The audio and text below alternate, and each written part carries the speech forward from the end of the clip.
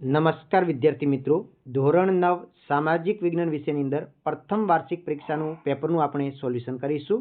તો તમે જોઈ શકો છો, શરૂઆત કરીએ છીએ સેક્શન એ ની અંદર, જેની અંદર તમારે 15 માર્ક્સનો વિભાગ એ રહેશે. તો પહેલા છે વિકલ્પો. તો પહેલો વિકલ્પ છે ભારત આવવાનો જળમાર્ગ કોણે શોધ્યો હતો? તો ભારત આવવાનો જળમાર્ગ વાસ્કો દ ગામાએ શોધ્યો હતો.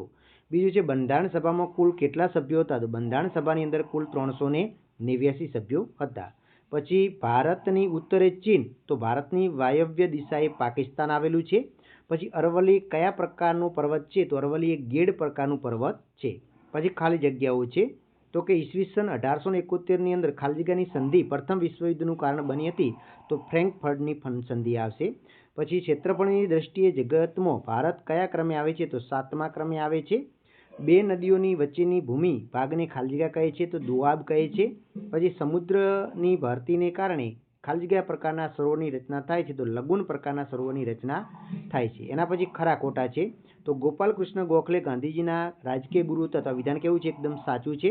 મૂળભૂત હકો રાજ્યની સત્તાને વિસ્તારે છે. તો આ વિધાન કેવું બનશે? ખોટું બનશે, કારણ કે રાજનીતિના માર્ગદર્શક સિદ્ધાંતો છે એ રાજ્યની સત્તાને વિસ્તારે છે, મૂળભૂત હકો વિસ્તારતા નથી. તાપી નદી સાતપુડા પર્વતમાંથી નીકળે છે. તો આ વિધાન એકદમ સાચું છે. પછી યોગ્ય જોડકા જોડો. તો WHO વિશ્વ આરોગ્ય સંસ્થા છે, વર્લ્ડ હેલ્થ ઓર્ગેનાઇઝેશન, અને દક્ષિણની ગંગા તરીકે ગોદાવરી નદી ઓળખાય છે. પછી 1-2 વાક્યના પ્રશ્નો છે. તો કે ધર્મની દ્રષ્ટિએ ભારત દેશ કેવું રાષ્ટ્ર છે? તો બિન સાંપ્રદાયિક. કેવું આવશે? બિન સાંપ્રદાયિક રાષ્ટ્ર છે. અરબ સાગરમાં કયા ટાપુઓ આવેલા છે? તો અરબ સાગરની અંદર લક્ષદ્વીપના ટાપુઓ આવેલા છે. સેક્શન બી તમારે 12 માર્ક્સનું રહેશે. આની અંદર કોઈ પણ 6 પ્રશ્નો લખવાના રહેશે. એમાં 16મું છે પ્લાસીનું યુદ્ધ ક્યારે અને કોની વચ્ચે લડાયું હતું અને તેનું શું પરિણામ આવ્યું? તો પ્લાસીનું યુદ્ધ જે છે એ સિરાજુદ્દૌલા અને અંગ્રેજોની વચ્ચે લડાયું હતું. અને તે ક્યારે લડાયું હતું? તો પ્લાસીનું યુદ્ધ છે 1757ની અંદર લડાયું હતું અને એનું પરિણામ અંગ્રેજોની જીત થઈ હતી, સિરાજુદ્દૌલાની હાર થઈ હતી.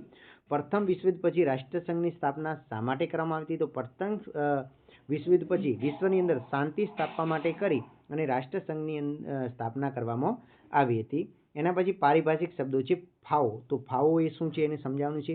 ઠંડુ યુદ્ધ, એને પણ તમારે વ્યાખ્યા સમજાવવાની છે. પછી સાર્વત્રિક પુખ્ત વય મતાધિકાર કોને કહેવામાં આવે છે? તો 18 વર્ષની ઉંમરે વ્યક્તિને મત આપવાનો જે અધિકાર મળે છે તો એને સાર્વત્રિક પુખ્ત વય મતાધિકાર કહેવામાં આવે છે. તફાવત આપો ધાતુમય ખનિજો અને અધાતુમય ખનિજો. આનું તમારે તફાવત લખવાના છે. 2 મુદ્દા. જળ પ્રદૂષણ અટકાવવાના ઉપાયો જણાવો. નર્મદા બેસિન વિશે જણાવો. અસહકાર આંદોલન શા માટે મોકૂફ રાખવામાં આવ્યું? લખો. મુદાવરીને પ્લેટો કેટલી છે? કઈ? જો 7 પ્લેટો છે એ તમારે લખવાની છે. સેક્શન સી ની વાત કરીએ તો 2-2 ગુણના 3-3 ગુણના પ્રશ્નો પૂછાશે, જે પણ 15 માર્ક્સનું રહેશે. આની અંદર કોઈ પણ 5 પ્રશ્નો તમને આવડે એ લખવાના છે. બક્સર યુદ્ધ વિશે ટૂંકનું લખો. વેલેસ્લીની સહાયકારી યોજનાની મુખ્ય શરતો કઈ હતી? વૈશ્વિક મહામંદીના ઉદ્ભવની અસરો જણાવો. પારિભાષિક શબ્દો બાળમજૂરી, માનવ હક અને પરમવીર ચક્ર, એની તમારી વ્યાખ્યા લખવાની થશે. પછી ધાર્મિક સ્વાતંત્ર્યનો હક ટૂંકનું લખો. બીજા વિશ્વયુદ્ધ પછી સંયુક્ત રાષ્ટ્રની રચના જ ન થઈ હોત તો આજે શી પરિસ્થિતિ થાત? કૃષ્ણ અને કાવેરી નદી બેસિન વિશે વિસ્તૃત માહિતી આપો.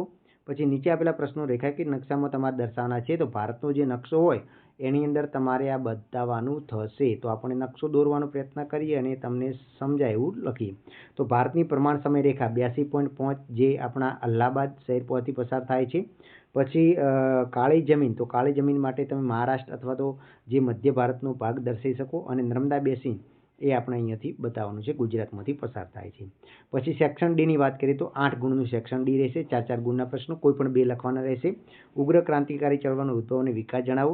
ભારતની જમીનના પ્રકારો જણાવી વિસ્તૃત માહિતી આપો. 6 પ્રકારની જમીન પડે છે: કાળી જમીન, કાંપણી જમીન, રાતી જમીન, રણ પ્રકારની જમીન, એ લખવાનું છે, પર્વતીય પ્રકાર. પછી ભારતમાં સ્થાન અને વિસ્તાર વિશે તમારે માહિતી આપવાની છે. આઈ હોપ કે આ પેપરમાંથી તમારે ઘણું બધું પૂછી શકે.